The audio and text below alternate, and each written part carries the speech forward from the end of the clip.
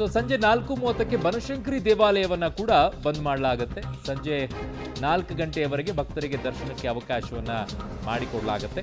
So ನಾಳೆ ಬೆಳಗ್ಗೆ 6 ಗಂಟೆಗೆ ದೇವಾಲಯದ ಶುದ್ಧೀಕರಣವನ್ನ ಮಾಡ್ತಾರೆ. ಶುದ್ಧೀಕರಣದ ನಂತರ ಪೂಜೆ ಮತ್ತು ದರ್ಶನಕ್ಕೆ ಅವಕಾಶವನ್ನ ಮಾಡಿಕೊಡಲಾಗುತ್ತೆ. ಇದು ಬೆಂಗಳೂರಿನಲ್ಲಿರುವಂತಹ ಬನಶಂಕರಿ ದೇವಾಲಯ, ಬನಶಂಕರಿ ಅಮ್ಮನ ದೇವಾಲಯ. ರಾಹುಗ್ರಸ್ತ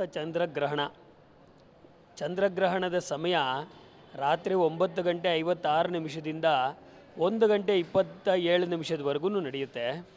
ಇದಕ್ಕೆ 6 ಗಂಟೆಗಳ ಮುಂಚಿತವಾಗಿ ಗ್ರಹಣದ ನಿಮಿತ್ತ ಯಾವುದೇ ಪೂಜೆ ಪುನಸ್ಕಾರಗಳಾಗಲಿ ನೈವೇದ್ಯಗಳಾಗಲಿ ಇರೋದಿಲ್ಲ. ಆದ್ದರಿಂದ ದೇವಿಗೆ ಪ್ರಾತಃ ಕಾಲದಲ್ಲಿ ಅಮ್ಮನವರ ಜನ್ಮೋತ್ಸವ ಕಾರ್ಯಕ್ರಮದ ಪ್ರಯುಕ್ತವಾಗಿ ಪ್ರಾತಃ ಕಾಲ ಪಂಚಾಮೃತ ಅಭಿಷೇಕ, ವಿಶೇಷವಾದಂಥ ಹೋಮ ಹವನಾದಿಗಳೆಲ್ಲ ಆದ ನಂತರ ಅನ್ನದಾನ ಮಹಾಪೂಜೆಗಳೆಲ್ಲ ನಡೆಯುತ್ತೆ.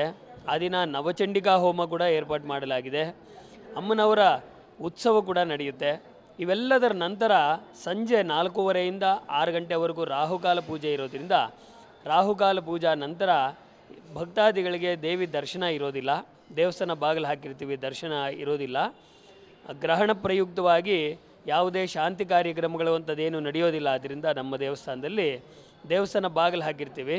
ಪುನಃ ಮಾರನೇ ದಿವಸ ಬೆಳಗ್ಗೆ ದೇವಸ್ಥಾನವನ್ನು ಬಾಗಿಲು ತೆರೆದು ಬೆಳಿಗ್ಗೆ ಶುದ್ಧಿ ಮಾಡಿ ದೇವಾಲಯ ಎಲ್ಲ ಶುದ್ಧಿ ಮಾಡಿ ಶುದ್ಧಿ ಪುಣ್ಯಾಹವನ್ನು ಮಾಡಿ ಯಥಾ ಪ್ರಕಾರ ಪೂಜಾ ಕೈಂಕರ್ಯಗಳು ನೆರವೇರುತ್ತೆ. ನಮ್ಮ ದೇವಸ್ಥಾನದಲ್ಲಿ ಗ್ರಹಣದ ಪ್ರಯುಕ್ತವಾಗಿ ಮಾಡುವಂಥ ಯಾವುದೇ ಪೂಜೆ ಸಂಪ್ರದಾಯ ಇಲ್ಲ.